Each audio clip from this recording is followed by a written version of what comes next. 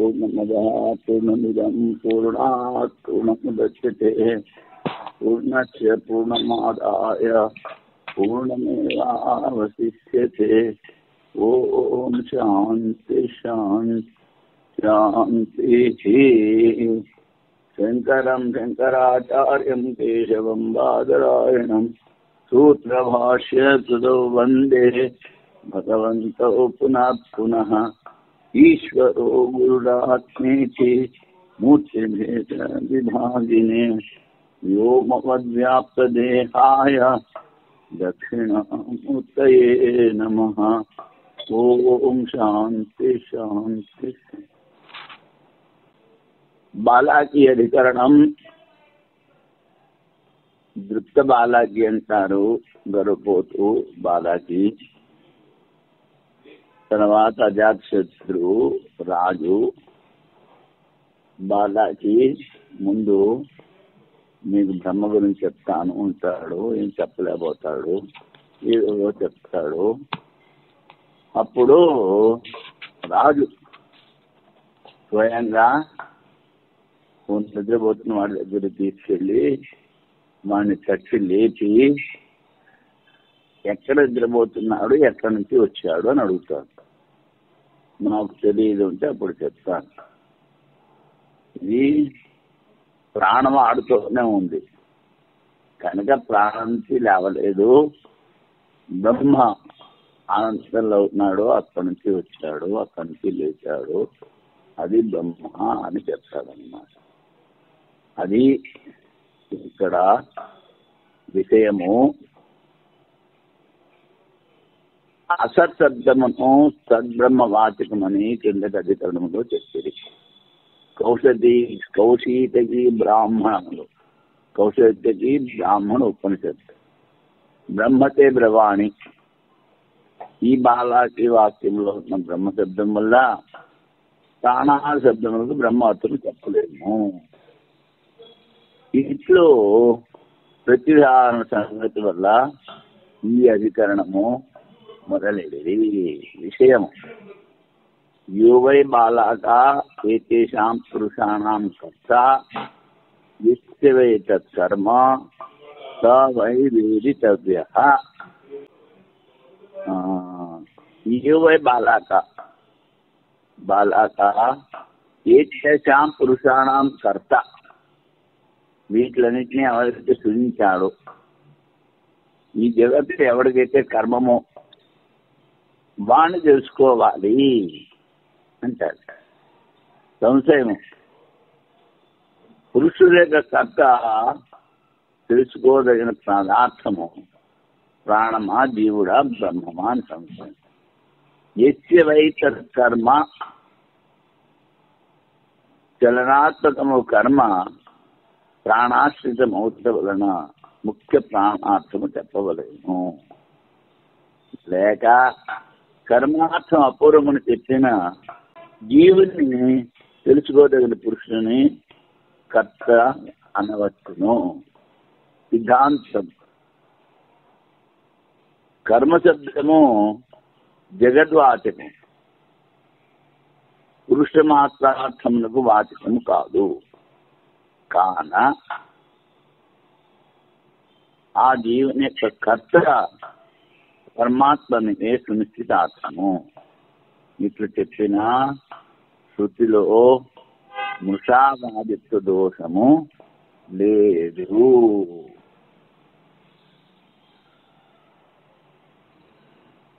కర్మ శబ్దము జగద్వాచకం ముందు చెప్పాము. యస్య వై తత్కర్మ సవేదితవ్యః. ఈ జగత్ ఎవరు కర్మ అంటే వాళ్ళు కర్త, చేసిన వాళ్ళు, జగత్తుని చేసిన వాళ్ళు కర్త. పురుష మాత్రార్థం వాచకము కాదు. ఏతేషాం పురుషాణం కర్త అన్నప్పుడు జగత్ ఈ కర్మ శబ్దము పురుషుని మాత్రం చెప్పట్లేదు,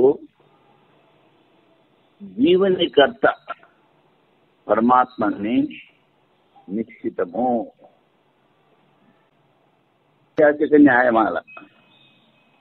పురుషానాంతో కర్త ప్రాణజీవ పరాత్మతో కర్మేతి చలనే ప్రాణో జీవో అపూర్వే వివక్షితే. జగత్వాతి కర్మశబ్ద పుంమాత్ర వినివృత్తయే తత్కర్త పరమాత్మైవ నా ముషావాదిత తతః.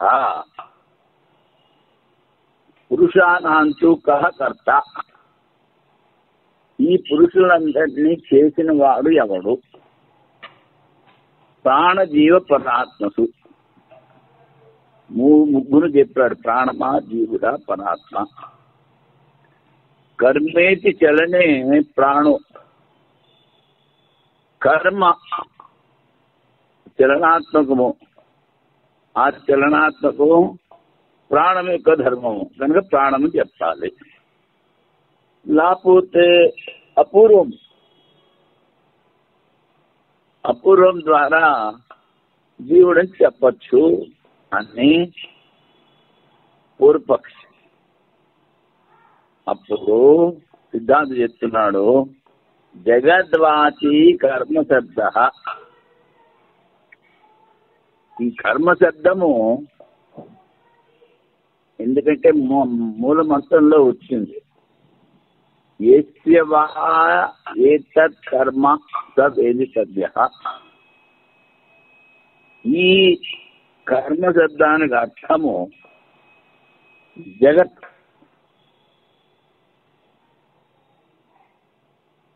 మాత్రం జీవుడిని వారిని వేరు చేయడానికి. తత్కర్త పరమాత్మ, సంపూర్ణ జగత్తుని సృష్టి చేసేవాడు పరమాత్మయే. ఇలా చెప్తే ఇందులో అబద్ధం చెప్పినట్టు ఉండదు ఉంటాడు. కర్మ శబ్దము ద్వారా చలనాత్మక క్రియ చెప్పబడినది. అందువల్ల ప్రాణము పురుషులకు కర్త. లేనిచో కర్మశబ్దము అపూర్వాచకమని చెప్పిన జీవుడు పురుషుల కర్తవును అని పూర్వపక్షం. దీనికి సమాధానం, కర్మశబ్దము జగద్వాచకం.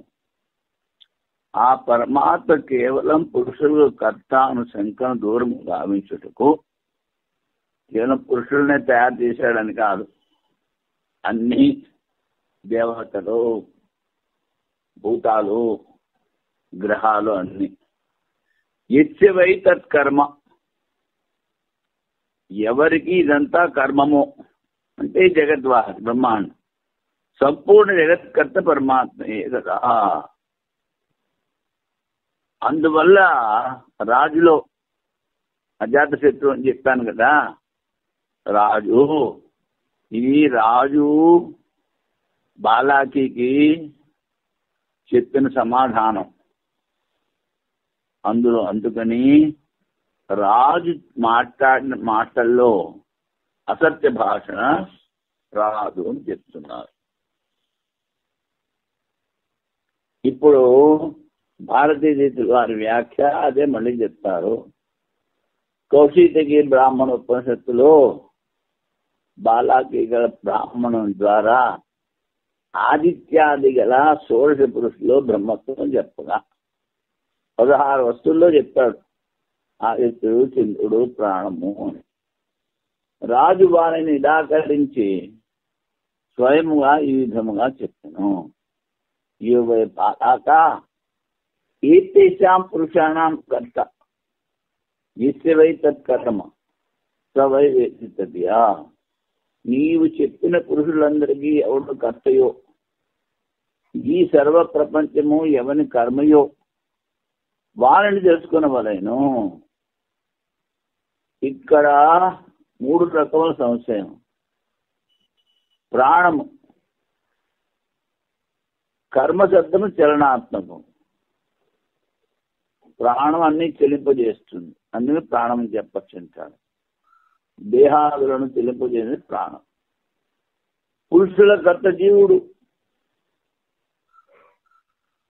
ఏలైనా కర్మశబ్దము అపూర్వాస్తవం గాన పూర్వపక్షాలు అంటాడు ఈ పురుషులకి కర్త జీవుడు. ఎందుకని కర్మ జీవుడు చేస్తారు, దాని మళ్ళీ వస్తారు. జీవుడు అపూర్వకు స్వామి. అపూర్వం అంటే కర్మ, దానికి కర్త. ఎట్టి పరిస్థితుల్లోనూ పరమాత్మ పురుషులు కర్త కానేడు అని పూర్వపక్షం. కర్మ శబ్దము చలనార్థంలో కానీ అపూర్వార్థంలో కానీ కాదు. ముందు పూర్వపక్షి చెప్పిన రెండు పక్షాలని ఖండిస్తున్నాడు. ప్రాణము చలనాత్మకము, జీవుడు అపూర్వార్థము అని. ఇవి రెండు కాదు. కర్మ శబ్దము జగద్వాచకము. క్రియతే ఇది కర్మ, చేయబడినది ఏదిందో అది కర్మ, ఏది చేస్తున్నారో అది కర్మ. అందుకని చేయబడిన కార్యం ఏడు చేశాడో పరమాత్మ ఈ జగత్తు సృష్టించాడు, అది చేయబడిన కార్యం. అది దానికి అర్థం జగత్తు. కర్మ శబ్దము జగద్వాచకమైన కేవలం పురుషుల కర్తాను శంకరం దూరం కావచ్చు. ఏతేషాం పురుషాణం కర్త అని మొత్తంలో వచ్చింది. ఎందుకంటే 16 పురుషుల్ని, సూర్యుడు, చంద్రుడు, వాయువు, ప్రాణము, ఏవేవో చెప్పాడు. 16 చెప్పాడు బాలాకి. వీటి యొక్క ఈ పురుషుల యొక్క కర్త అని వచ్చింది రాజు చెప్పిన జవాబులో. అప్పుడు ఏతేషాం పురుషాణం కర్త అంటే ఈ 16కే కర్త అనేటువంటి ప్రశ్న రావచ్చు. అందుకని ఆ ప్రశ్నను దూరం చేయడానికని పద్యములకు ఈ విధముగా అర్థం చెప్పవలేను. అంటే కేవలం ఆ 16 పురుషులకే కర్త కాదు. ఎవరు? పరమాత్మ. బాలాకి నీవు చెప్పిన 16 మంది పురుషులకు ఎవరు కర్తయో వారి యొక్క జ్ఞానమునే పొందవలేను. 16 మంది పురుషులది కాదు, ఆ పరమాత్మ ఆ 16 మంది కర్తను చెప్పుచు సంకోచార్థం చెప్పుడు కన్నా సంపూర్ణ జగత్తు వాని నుండే ఉత్పన్నమైనది, వాని జ్ఞానమునే పొందవలేను అని. సంపూర్ణ జగత్కర్త పరమాత్మ, ప్రాణజీవుల జగత్కర్తలు కాజాలరు, పరమాత్మ జ్ఞానమునే పొందవలని చెప్పిన రాజునందు మిథ్యావాదిత్వం దోషం లేదు. ఎందుకని? బ్రహ్మతే బ్రవాణి అని ముందు బాలాకి రాజుకు చెప్పాడు. తర్వాత నాకు తెలియలేదు, ఎందుకంటే ఇవి చెప్పినవన్నీ రాజు నిరాకరించాడు. ఇది బ్రహ్మకారు, నువ్వే నాకు చెప్పు అన్నాడు. అంటే ఏంటి?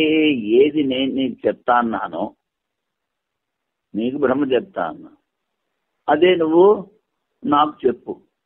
నేను నీ శిష్యుడు అవుతానంటే నువ్వు శిష్యుడు అవ్వక్కర్లేదు, నువ్వు బ్రాహ్మణ బాలకుడివి, నేను క్షత్రియుడిని. అందుకని కానీ నీకు బ్రహ్మ గురించి చెప్తాను, వదిష్యామి ఏవ, చెప్తాను అని ఆ బ్రహ్మ గురించి చెప్తాడు. అందుకని రాజు మాటల్లో ఏ విధమైనటువంటి అసత్యవాదిత్వం ఉండదు. రాజు బ్రహ్మను చెప్పించుతో ప్రాణజీవులను బ్రహ్మమని చెప్పినచో రాజు నుండి బాలాకలే మిథ్యావాదిత్వం దోషం కలుగును. ఇప్పుడు రాజు బ్రహ్మ చెప్తా అన్నాడు, మళ్ళీ ప్రాణం బ్రహ్మ, జీవం బ్రహ్మ అంటే బాలాకి 16 వస్తువులు చెప్పాడు, అది బ్రహ్మ కాదని నిరాకరించాడో అదే అసత్యవాదిత్వము రాజుకు వస్తుంది. ప్రాణం చెప్పినా జీవుని చెప్పినా అది సరికాదు. అందుకని శృతివాక్యం ద్వారా పరమాత్మే జగత్కర్త అనేది సిద్ధమవుతున్నది. అది జగద్వాచిత్వాత్. ఇది సూత్రం. అంటే వ్యాసుల వారు ఈ కౌశితకి బ్రాహ్మణ వాక్యంలో ఉన్నది యస్య వై తత్కర్మ, ఆ కర్మకి అర్థము హేతు రూపముగా జగద్వాచిత్వాత్ అని చెప్పాడు. అంటే కర్మకి అర్థము జగత్తు అని. యోహ వై బాలాకే అని మంత్రార్థము ఈ పురుషులకు కర్త ఎవరో, ఈ జగత్తంతయు ఎవని కార్యము. ఎవని కార్యము అంటే చేసేవాడు ఉండాలి. ఈ కుండలన్నీ ఎవడి కార్యము అంటే కుమ్మరు వస్తాడు చేసేవాడు. అలాగే ఈ జగత్తంతా ఎవడి కార్యము ఉంటే చేసే కర్త పరమాత్మ. అతన్ని తెలుసుకుంటూ యోగ్యుడు, అతన్ని తెలుసుకోవాలని. కర్మశబ్దం సంపూర్ణ జగద్వాక్యం ఒకటి జగద్వాచిత్వాత్ హేతు. కనుక ఇక్కడ ఈ జగత్తుని చేసిన వాడు కర్త పరమాత్మయే, కారణకర్త పరమాత్మయే. జగత్ చేయడానికి నిమిత్త కారణం ఆ పరమాత్మే. పురుషుల కర్త పరమాత్మయే. బ్రహ్మతే బ్రవాణేని పరమాత్మ ప్రసంగము ఉపక్రమించడం వలన వేరు అర్థం చెప్పిన ఉపక్రమం బాధితము. బాలాకి చిన్న రాజుగారి దగ్గరకు చెప్పాడు బ్రహ్మతే బ్రవాణి, అది ఉపక్రమ వాక్యం. ఆ వాక్యానికే సంతోషించి రాజు వెయ్యి ఆవులు ఇచ్చేశాడు. కానీ వాడు చెప్పలేకపోయాడు. ఎవనికి ఈ జగత్తు కర్మయో, కర్మపదము ద్వారా ప్రతిస్పందన రూపమైన కర్మ గాని ధర్మాధర్మ రూపమైన కర్మ గాని పరమాత్మ అసంభవము. అసంభవము కాదని సింగించి సరికాదు. ధర్మాధర్మ కర్మ అని ప్రశ్న వేయద్దంటాడు. జీవ ముఖ్య ప్రాణుల ప్రసంగము కాదు. ఇక్కడ ఉపక్రమము బ్రహ్మతే బ్రహ్మాండ. అందుకని జీవుడు కానీ ప్రాణ ప్రసంగం కానీ కాదు. మరి మధ్యలో ఇది ఎందుకు వచ్చింది అంటే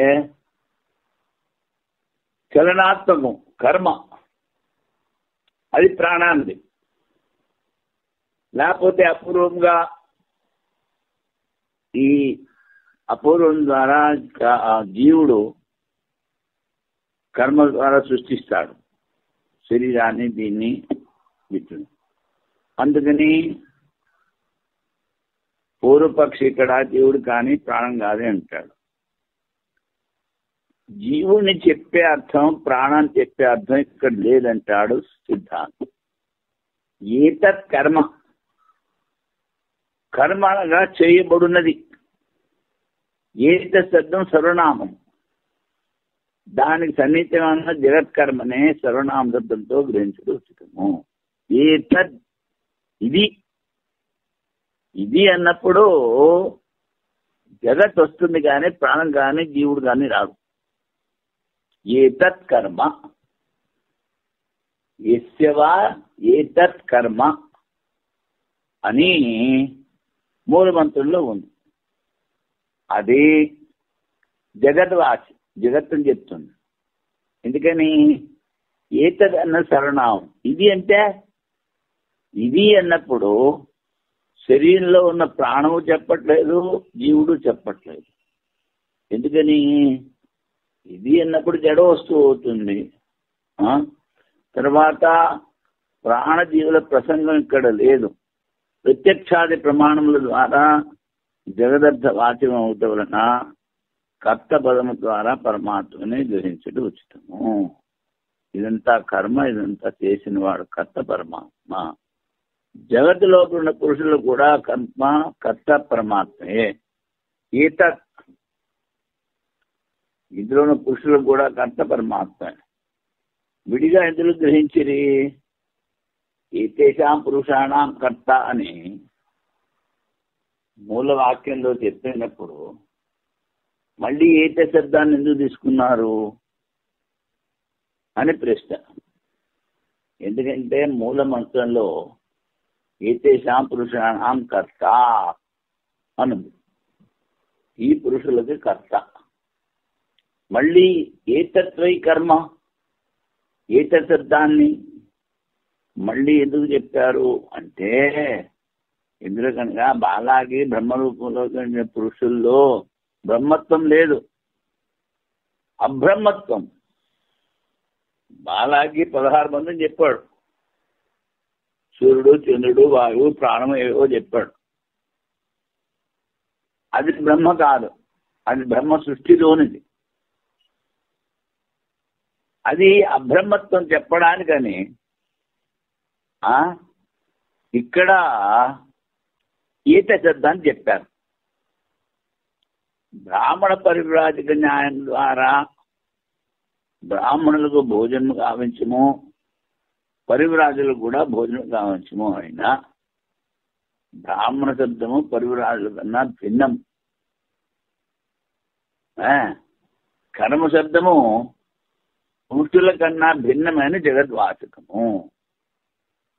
ఇప్పుడు బ్రాహ్మణ పరివ్రాజక న్యాయము అంటారు. అంటే శాస్త్రరీత్యా బ్రాహ్మణుడే పరివ్రాజకుడు కావాలి.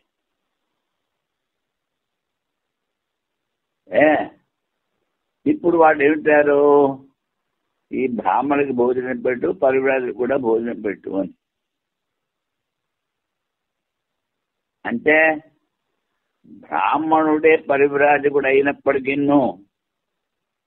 2 సార్లు శబ్దం ప్రయోగించారు కనుక ఈ వచ్చిన పరివ్రాజులకి భోజనం పెట్టు, బ్రాహ్మణులకి భోజనం పెట్టు అని అర్థం వస్తుంది. అంటే ఏమిటి, పరివ్రాజకుడు బ్రాహ్మణుడైనా సన్యాసం తీసుకున్నాడు వాడు, అందుకని బ్రాహ్మణ కన్నా భిన్నుడయ్యాడు. అలాగే ఏతేషాం పురుషాణం కర్త అని చెప్పారు. మళ్ళీ ఏతత్వై కర్మ అని చెప్పినప్పుడు ఆ పురుషుల కన్నా భిన్నమైనది ఏదవుతుంది, ఏతదన్నది జగద్వాచకం అవుతుంది. బ్రాహ్మణులకైనా భిన్న పరివ్రాజకుని ఎలాగైతే అర్థమైందో అలాగే ఈ పురుషుల కన్నా భిన్నము జగద్వాచకము. సామాన్య విశేష రూపంగా జగద్గత పరమేశ్వరుడేనని ఉపదేశం గావించింది. సామాన్య రూపంగా విశేష రూపంగా కూడా ఏతద్ విశేషణం ద్వారా చెప్తుంది. ఏతద్ విశేషణం ద్వారా ఏతత్ వై, వై అంటే నిశ్చయముగా కర్మ, నిశ్చయముగా దీనికంతటికి ఎవడు కర్తయో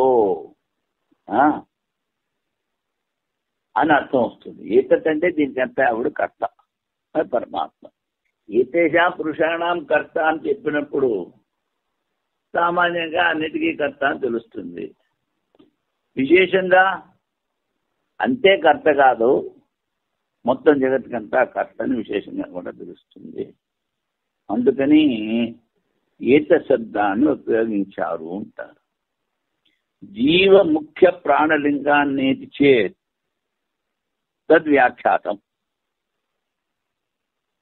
ఇప్పుడు మళ్ళీ పూర్వపక్షం అంటున్నాడు, ఈ పురుషాణం కర్త అని వచ్చింది, ఏతద్వై యస్య వై ఏతత్ కర్మ అని వచ్చింది కనుక కర్మ జీవుల్లో ప్రాణం ద్వారా వస్తుంది.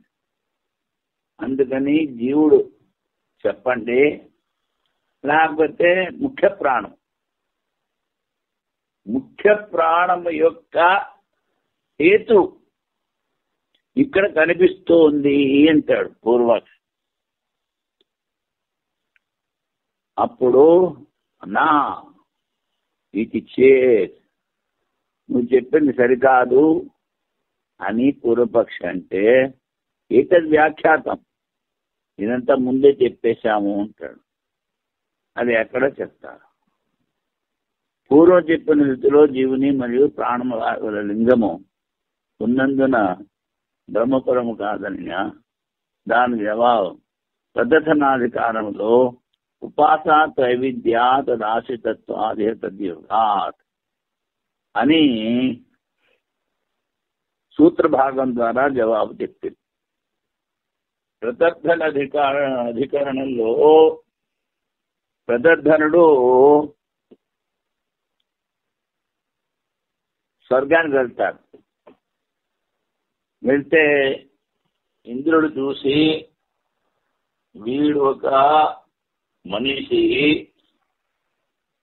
వీడుతో యుద్ధం చేసి ఇంత పరాక్రమం ఉంది, వీడితో యుద్ధం చేసి ఓడిపోతే నాకు నామోషి, నా గౌరవం అంతా మంట కలిసిపోతుంది. ఊరంటే వీడిని చంపేశాననుకో, అదిగో ఇంత పెద్ద ఇంద్రుడు ఒక మనిషిని చంపేశాడు, పిటికి మీద బ్రహ్మాస్త్రం వేశారు అంటారు జనాలు. అందుకని తెలివిగా ఏం చేశాడు, నీకు ఒక వరదానం ఇస్తాను అన్నాడు ఇంద్రుడు. అప్పుడు మనుష్యులకు అన్నిటికన్నా ఏది ఎక్కువ హితకరమో ఆ ఉపదేశం చెయ్యి అంటే నేను ప్రాణస్వరూపము దాన్ని తెలుసుకో అన్నాడు. అక్కడ అది అప్పుడు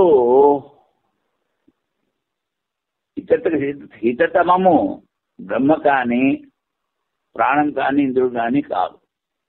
అక్కడ చెప్పారు, నువ్వు చెప్పినట్టు ప్రాణం కానీ జీవుడు కానీ ఇంకోటి కానీ చెప్తే 3 రకాల ఉపాసన అవుతుంది. ఇక్కడ ఒకటే ఉపాసన గురించి అడిగాడు. అందుకని వామదేవుడు వామదేవుడు పొట్టలో ఉండగానే చెప్పాడు, నేనే బ్రహ్మని, నేనే సూర్యుని, నేనే మనుని, నేనే చంద్రుని. అలాగా ఐక్య బుద్ధితో ప్రాణోస్మి అని ఇంద్రుడు ప్రతద్దర్ని చెప్పాడు.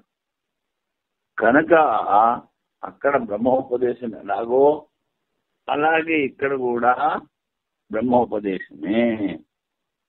జీవుని గురించి కానీ ముఖ్య ప్రాణాన్ని గురించి కానీ కాదు.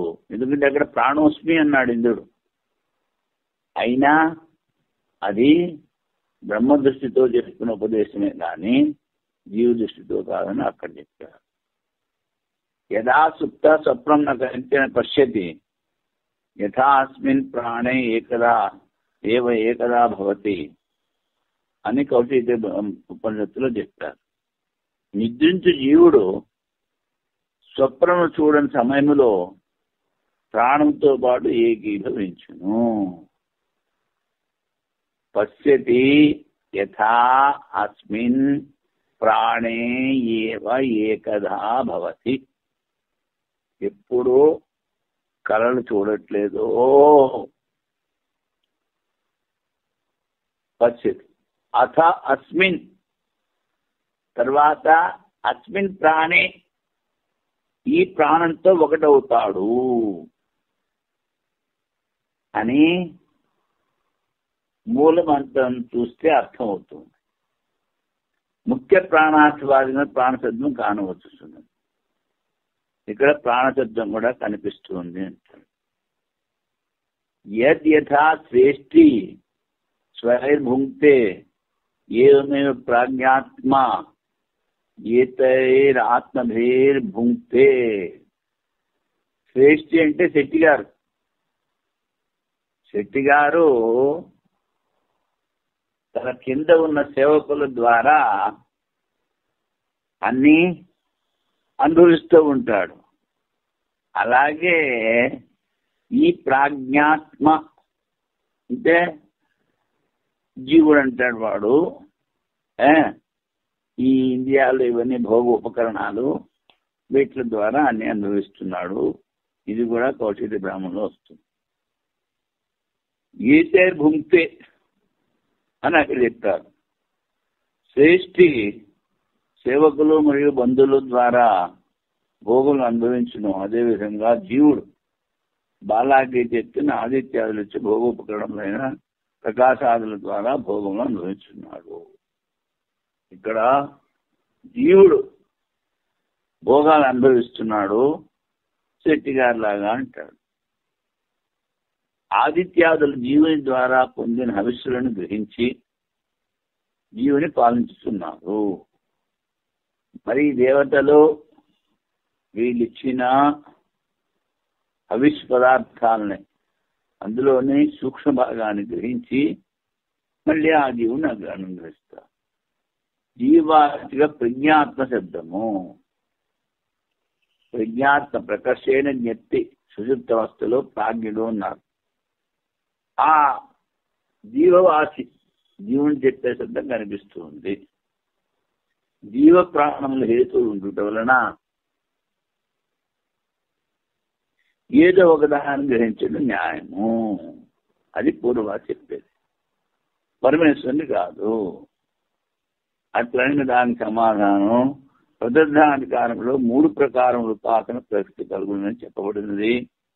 అన్యార్థమును త్యజించి బ్రహ్మార్థమునే గ్రహించి ఎక్కడ ముందు ఇంద్ర ప్రదర్శన ప్రసంగంలో పూర్వోక్త వాక్యశేషం గ్రహించిన జీవోపాసన, ముఖ్య ప్రాణోపాసన, బ్రహ్మోపాసన అని 3 రకముల ప్రసంగము వచ్చును. ఈ విధంగా చెప్పిన ఉపక్రమ ఉపసంహారంలో చెప్పిన బ్రహ్మ విషయం న్యాయ విరుద్ధము. 3 ఉపాసనలు చెప్తే ఉపక్రమ ఉపసంహారానికి తేడా వస్తుంది. బ్రహ్మతే ప్రభాని ముందు నేడు నీకు బ్రహ్మోదయం గావించును అని ఉపక్రమం గావించి సర్వాన్ పాపనో అపహర్తి సర్వేషాం భూతానాం శ్రేష్ఠం స్వరాజ్యం అధిపత్యం పరియేతి ఏవం వేద. ఆఖరిలో ఇలా చెప్పారు, సర్వాన్ పాపను అపహత్య, అన్ని పాపాలని వదిలిపెట్టేసి సర్వేషాం భూతానాం శ్రేష్టం, అన్ని భూతాల్లో శ్రేష్టమైనది స్వరాజ్యం, స్వస్వరాజ్యం, స్వ ఆత్మ, దాని ఆధిపత్యం. ఆత్మాధిపత్యం అంటే ఆత్మజ్ఞానం. ఆధిపత్యం పరియేతి, పరితః ఏతి, పరియేతి అంటే పొందుతాడు. ఏవం వేద. ఈ విధంగా ఎవడైతే తెలుసుకున్నాడు, ఎవరు బ్రహ్మను ఆత్మరూపంగా ఉపాసించి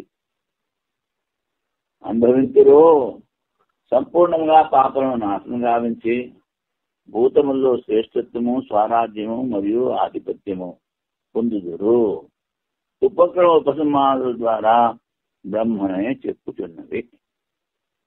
అందువల్ల ఆ ప్రదర్శనాధికరణ వాక్యం ద్వారా ఇచ్చడి వాక్యం యొక్క నిర్ణయం అవునని నిర్ణయించడం సరికాదు. ఆ అధికరణలో యస్యవా ఏతత్ కర్మ, సంపూర్ణ జగత్ ఎవరి కర్మ అనే వాక్యంలో బ్రహ్మ నిర్ణయం గావింపడలేదు. ఎక్కడ? ప్రదర్శనాధికారంలో. ఈ అధికరణలో ముఖ్య రూపంగా ఈ వాక్య విచారమే గావించింది. అందుకని యస్యవా ఏతత్ కర్మ ఇది ముఖ్యం. ఈ నిర్దేశించడానికి ఈ అధికరణం మొదలుపెట్టారు. అన్యార్థంతు జైమిని కృష్ణవాక్యానాభ్యాం అపి చైవమేకే. జైమినాచార్యులు కృష్ణ వ్యాఖ్యానాభ్యాం, కృష్ణోత్తరం ద్వారా అన్యార్థం బ్రహ్మ కాదు జీవుడు అంటాడు ఆయన. జీవుని విచారం బ్రహ్మజ్ఞానం కొరకు అనను. ఇది సూత్రార్థం. ప్రశ్న, ఏ బాలాకి ఈ పురుషుడు ఎచ్చట నిద్రించుండెనో ఆ నిద్ర స్థానం ఏది?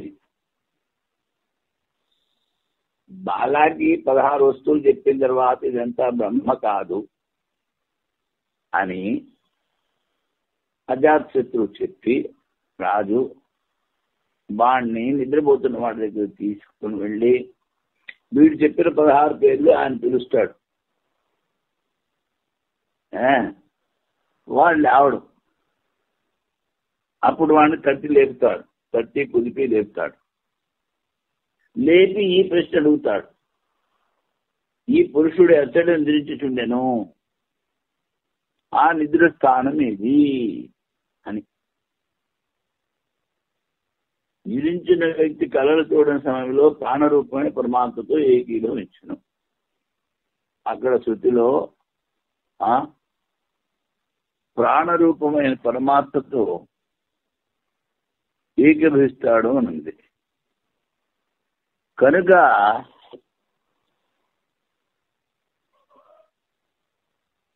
ప్రాణం అని చెప్పాలి అంటే ఇది కాన్వశాఖ రాష్ట్ర ఈ విజ్ఞానమే పురుషుడు సృష్టి సమయంలో ఎచ్చటి నుండును, అన్ని అవస్థల్లోకి ఎచ్చటి నుండి వచ్చును. అక్కడ కూడా ఇలాగే ప్రశ్న ఉంది. ఈ పురుషుడు ఎక్కడ నిద్రించుండెను, నిద్ర స్థానం ఏది అని కారణశాఖం. ఈ విజ్ఞానమే పురుషుడు జీవుడు సుషుప్తి సమయంలో ఎచ్చటి ఉండును, వేరొక అవస్థలోకి ఎచ్చటి నుండి వచ్చును. హృదయాకాశంలో నిద్రించిన జవాబు. విజ్ఞానమే పురుషుడు పరమాత్మ కన్నా భిన్నమని చిత్తము. ఇక్కడ హృదయాకాశంలో నిద్రిస్తున్నాడు అని చెప్పారు. అందుకని ఇక్కడ జీవుడు అని చెప్పాలి అని జైమిని. ఈ జైమిని కర్మకాండి కాదు, వీడు వేదాంతి. ఈ ప్రకరణంలో జీవుని విచారము వాని స్వరూప బోధ కాదు, బ్రహ్మతత్వ బోధ కొరకు జీవుని విచారం కాదు. ఇక్కడ సూత్రంలో ఉన్న జైమిని పూర్వమీమాంసుడు కాదు, కానీ వేదాంతి. ఈ వాక్యం బ్రహ్మ ప్రధానమే కానీ జీవ ప్రధానం కానీ జైమిని ఆచార్యులు మతము. ఈ జైమిని వేదాంతి కనుక బ్రహ్మపరమే అంటాడు. కృష్ణోత్తరం ద్వారా నిశ్చయం అవుతున్నది. నిద్రించిన పురుషుని మేలుకొల్పు నిపముతో ప్రాణాలు కన్నా భిన్నమైన తత్వం. ప్రాణం ఆడుతోంది కనుక ప్రాణం కాదు. మరి లేపింది ఎవడో జీవుడు. ఎక్కడున్నాడు? జీవుని కన్నా భిన్న విషయమైన ప్రశ్న గావించబడింది. ఏతద్ బాలాకే పురుషో అసహిష్ట వా ఏతదభూత్ కుత ఏతదాగా. ఏ బాలాకి పురుషుడు ఎక్కడ నిద్రించాడు, ఎక్కడ ఉన్నాడు, ఎక్కడి నుంచి వచ్చాడు? సుషుప్తి సమయంలో పురుషుడు ఏ తత్వంలోకి పోయి నిద్రించున్నాడు. ఆ సమయంలో అచ్చట ఉండెను, మేలుకునే తర్వాత అచ్చ నుండి వచ్చాను. యథాసుప్త స్వప్న కంచన పశ్యతి యథా అస్మిన్ ప్రాణే ఏవ ఏకదా భవతి. పై ప్రశ్నకి ఉత్తరం చెప్తారు. కళలు చూడకుండా నిద్రించి పురుషుడు ఈ ప్రాణశబ్ద వాక్యము పరబ్రహ్మతో ఏకీభవించును అని. పరమాత్మలోనే జీవుడు నిద్రించును, వానుండి మేలుకున్నది సిద్ధమైనది, పరమాత్మనే తెలుసుకొనవలెనని చెప్పబడినది. బాలాకి అజాతశత్రు సంవాదంలో ఇంకో శాఖలో ఇలా వినిపిస్తోంది. ఏష విజ్ఞానం పురుష క్వా ఏష ఏతదభూత్ కుత ఏతదాకాశ్. ఈ విజ్ఞానమైన పురుషుడు అంటే జీవుడు. జీవుడు సుషుప్తి సమయంలో అచ్చటి ఉండను, జాగ్రత్త అవస్థలోకి అచ్చటి నుండి వచ్చును. ఏషో అంతర్హృదయ ఆకాశే తస్మిన్ చేతే. హృదయాకాశంలో నిద్రిస్తున్నాడు. హృదయాకాశంలో విజ్ఞానమైన పురుషుడు నిద్రించును. ఆకాశ శబ్దం ద్వారా పరమాత్మను చెప్పేది. ముందు కూడా వచ్చింది ఆకాశ స్థలింగా అన్నది వస్తుంది. ఆకాశోపై నామరూపయో నిర్వహిత. ఈ ఆకాశమే నామరూపాలను నిర్వహించేది అంటే జడాకాశం కాదు, పరమాత్మ అని ముందు కూడా చెప్పాం. అందుకని ఆకాశంలో పరమాత్మ, ఆ పరమాత్మలోనే జీవుడు నిద్రిస్తాడు. సర్వే అయితే ఆత్మను ఉచ్చరంతి కదా, ఇవంతా కూడాను ఆత్మ నుంచి ఉద్భవించాయి.